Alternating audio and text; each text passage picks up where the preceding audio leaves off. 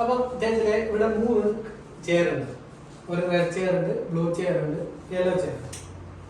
ചേരലിന് ഏതെങ്കിലും ഒരു chair select ചെയ്യാം, എന്നിട്ട് അതിന്റെ പുറകിൽ പോയി നിൽക്കാം. ബ്ലൂ ചെയർ, റെഡ് ഉണ്ട്, യെല്ലോ ഉണ്ട്, വേണമെങ്കിൽ മാറ്റും.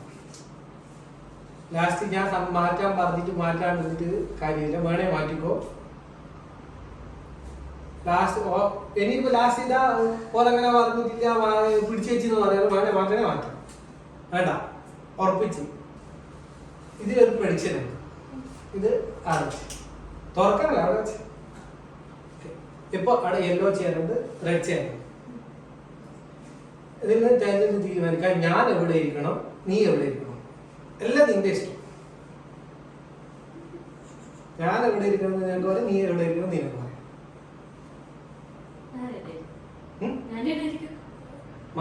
ഉറപ്പാ? എന്നാല്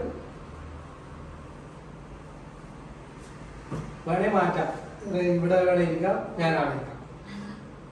ഒരു ചാൻസ് കൂടി, ഒന്നും കൂടി ആലോചിച്ചോ, വേണമെങ്കിൽ മാറിക്കാം. വേണ്ട, എനിക്ക് യെല്ലോ ചെയർ മതി, ഞാൻ റെഡ് ചെയർ ഇരിക്കണം, മാറുന്നില്ല, ഉറപ്പല്ലേ? ഞാൻ ഇരിക്കട്ടെ, ഷുവറാണ്. അപ്പൊ ഇതെല്ലാം തുടങ്ങുന്നതിന് മുന്നേ ഞാൻ ഇതിനകത്ത് ഒരു പ്രഡിക്ഷൻ നടത്തുന്നത്, അതുകൊണ്ട് വെച്ചിട്ട് ഞാൻ അതൊന്ന് വായിച്ചോട്ടെ.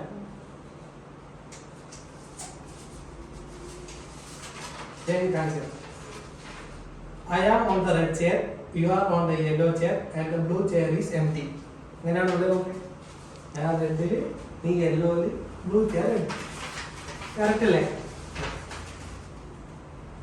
ഇതൊന്നും എന്റെ തീരുമാനം ഇല്ലല്ലോ, എല്ലാം നീയല്ലേ തീരുമാനിച്ച്.